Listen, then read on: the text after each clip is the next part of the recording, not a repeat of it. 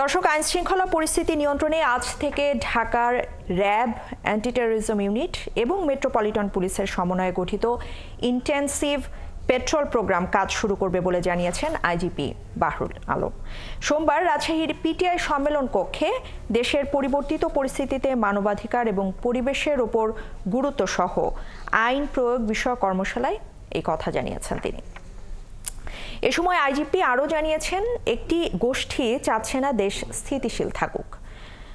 বর্তমান সরকার মানবাধিকারের উপরে সর্বোচ্চ গুরুত্ব দিয়ে আইন শৃঙ্খলা পরিস্থিতি নিয়ন্ত্রণে কাজ করছে।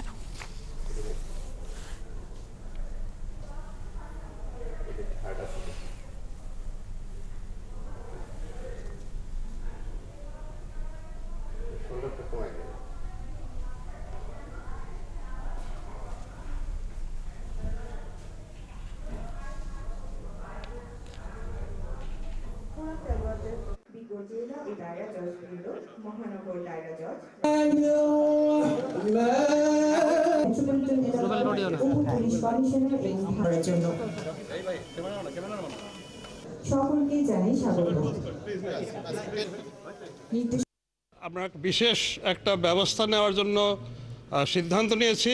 Rapid action battalion, anti terrorism unit এবং ঢাকা মেট্রোপলিটন পুলিশ, 3 অর্গানাইজেশন মিলে তারা একটা ইন্টেন্সিভ পেট্রোল প্রোগ্রাম নিয়েছে।